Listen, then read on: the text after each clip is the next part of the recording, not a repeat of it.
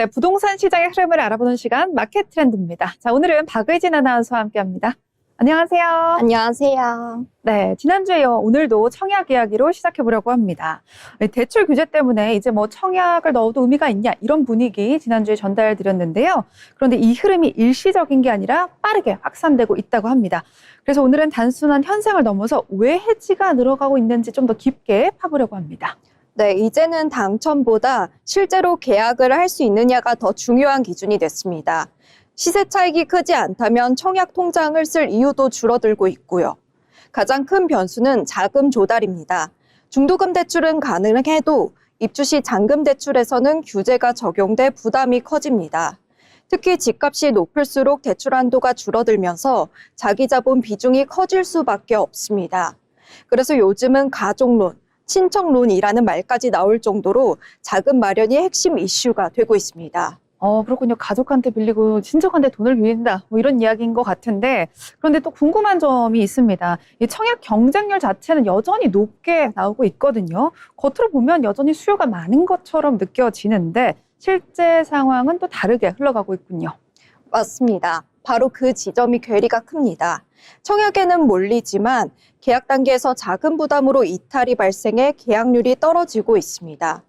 이로 인해 일부 단지는 완판까지 시간이 지연되고 있습니다. 네, 결국 청약 시장이요, 이제 당첨 중심에서 계약 중심으로 바뀌고 있는 흐름입니다.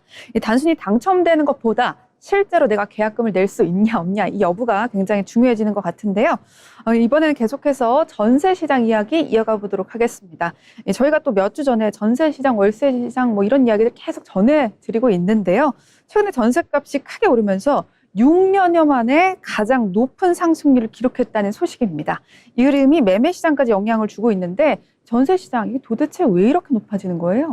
네, 핵심은 매물 부족입니다. 올해 초만 해도 서울 전세 매물이 2만 건이 넘었는데 최근에는 30% 이상 줄어든 상황입니다. 일부 지역은 매물이 100건도 안 되는 이른바 전세 절벽 현상까지 일어나고 있는데요. 수요는 그대로인데 공급이 줄어드니까 전세값이 빠르게 오를 수밖에 없는 구조입니다. 그럼 세입자 입장에서는 선택지가 점점 줄고 있다 이렇게 볼 수밖에 없는 건데 전세 가격이 계속 오르면 뭐 부담은 결국 커질 수밖에 없을 것 같습니다. 네, 맞습니다. 최근에는 전세값이 단기간에 1억 원 이상 오르는 사례도 나오고 있고요. 이로 인해 차라리 집을 사자는 분위기가 형성되면서 전세 수요가 매매 수요로 이동하고 있습니다. 야, 갑자기 1억 오른다라는 건 이건 좀 너무 심각한 일일 것 같은데. 자, 그렇다면 이제 어떤 지역, 어떤 가격대 매물에서 이런 움직임이 더 뚜렷하게 나타나고 있는지 궁금합니다. 네, 대출 규제 영향이 작은 중저가 아파트 지역에서 상승세가 두드러지게 나타나고 있습니다. 자금 부담이 덜한 만큼 실수요자들이 전세 대신 매매로 이동하고 있고요. 이로 인해 매매 가격 상승폭도 확대되고 있습니다. 이 전세난이 결국 집값까지 상승시키고 있다 이렇게 볼 수 있을 것 같은데요. 그런데 매매 시장에서도 매물이 줄어들고 있다 뭐 이런 분석도 나온다면서요? 네, 맞습니다. 한 달 사이 서울 아파트 매물이 크게 올랐고 크게 줄었고요. 특히 급매물이 많이 소진됐습니다. 이로 인해 시장에 고가 매물만 남으면서 자연스럽게 가격 상승 압력이 커지고 있습니다. 네, 맞습니다. 결국 전세 가격 상승이 매매 수요를 또 이제 증가시키고 매물 감소, 다시 가격 상승으로 이어지는 이른바 연쇄 상승 구조가 나타나고 있습니다. 전세 불안이 임대 시장을 넘어서 전체 부동산 시장의 흐름을 바꾸고 있다 이렇게 볼 수 있을 것 같은데요. 자, 이번에는 부동산 거래할 때마다 꼭 따라오는 이야기 짚어보도록 하겠습니다. 바로 중개 수수료입니다. 흔히 말하는 복비. 요즘에는 뭐 한 10억 원 아파트면 복비가 수백만 원이 되는데 뭐 그만큼의 가치가 있냐, 서비스의 가치가 있냐 이런 이야기가 나오고 있습니다. 그런데 이 사실 복비가요, 예전보다 줄어든 거다 뭐 이런 이야기도 있어요. 네, 맞습니다. 예전 기준으로 보면 10억짜리 아파트 거래하면 최대 900만 원까지 낼 수 있었거든요.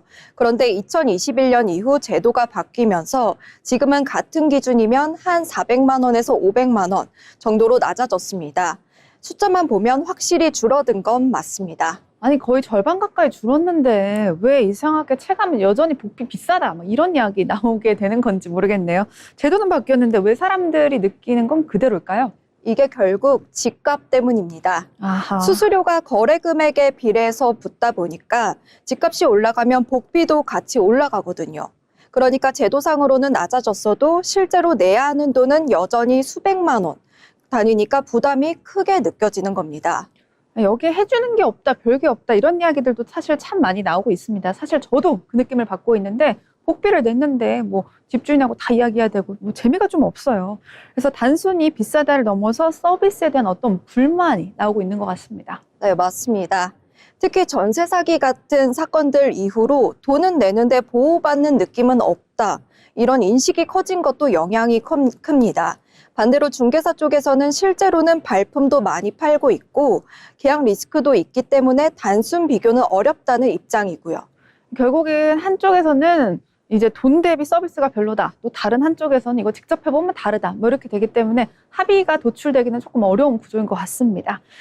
계속해서 복비 논쟁을 이어서 이제 요즘은 복비가 비싸다 이런 것들이 있기 때문에 아예 중개사 안 끼고 직접 거래하시는 분들도 늘어나고 있어요. 그런데 복비 아끼려고 하는 건데 이게 또 어떤 화근, 문제를 일으키고 있다면서요. 네, 맞습니다. 실제 조사 온라인 직거래 피해 경험이 거의 47%로 나왔습니다. 중개사 끼고 거래하는 것보다 2배 이상 높은 수치인데요. 쉽게 말하면 2명 중 1명은 한 번쯤 문제를 겪었다는 겁니다. 와, 이거 생각보다 47%면 생각보다 훨씬 수치가 높아요. 이제 단순히 복비 아꼈다라고 이야기할 만한 사안은 아닌 것 같고 실제로 그럼 어떤 문제들이 발생하고 있는 건가요? 네, 유형 보면 실제로 더 끔찍합니다. 허위 매물이 가장 많고요. 거래하다가 갑자기 연락 끊기는 경우도 많습니다. 여기에 신분을 속이거나 계약서 위조, 하자 숨김, 계약금 사기까지 다양하게 나타나고 있습니다. 게다가 이런 피해는 주로 청년층에게 집중되어 있다고 합니다. 와, 정말 이거 가래로 막을 걸 호미로 막는다 뭐 이런 생각이 드는데요. 직거래가 늘어나고 있는 이 흐름 속에서 중요한 것은 돈을 얼마나 아끼느냐가 아니라 얼마나 안전하게 거래하느냐인 것 같습니다. 지금까지 마켓 트렌드였습니다.